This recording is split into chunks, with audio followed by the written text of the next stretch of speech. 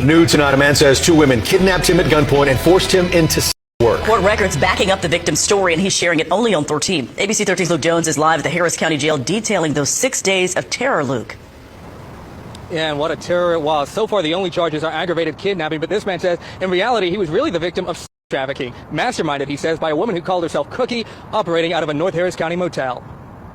Like, it was really ghetto. It was scary. A young man who still shudders when he thinks about all he endured. For almost a week, he says he was held captive in a room at the Regency Inn on Cypress Station near FM 1960. Forced, he says, to have sex for money. We're blurring his face to protect his privacy. It was a lot of crackheads, like a lot of them, like a lot of sketchy homeless people. A life, he says, he never imagined for himself.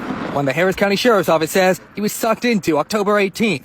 That's when they say one of the victim's friends, Esmeralda Pena, invited him to the Regency. She said that she had a job for me, like she was going to help me make some money because I didn't have a job. Once here, he says he was introduced to this woman, Herbanique Forrest, although when they met, he says she went by a different name. Her name was Cookie. Cookie, he says, quickly set about signing him up for an escort site and told him he'd have to have sex with men for money. The next day, he says he saw an opportunity to escape and returned home.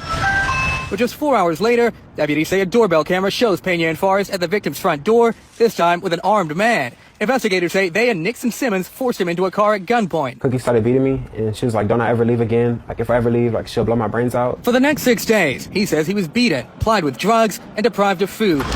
At night, he says he was expected to solicit men in this Ross parking lot, although he says he only ever slept with one. I knew that if I made them money, they would keep making me work for them. They would keep me around.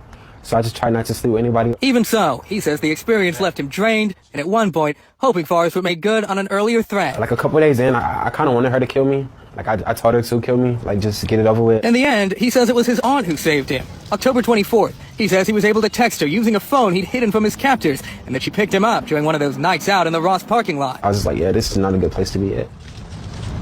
And the victim says he wasn't the only one forced to do this. One of the suspects, Esmeralda Pena, also beaten and made to walk the streets, he says. Right now, this case still under active investigation. Live downtown, Luke Jones, ABC 13, Eyewitness News. Man, it's a lot of stories like this going on in Houston, man. Goodness, man. What is going on? Esmeralda and that other thing. So let's break this down. So this is a 21-year-old man. This is not a boy. This is a 21-year-old man. Let's just clear that up. So he goes over to this hotel. How does he know this lady, first of all? You know, you don't know anything. She's got a job opportunity for you. You're a grown man. There's two women there, right? You're a grown man. You go over there and they hold you hostage to sell some cheeks on this website.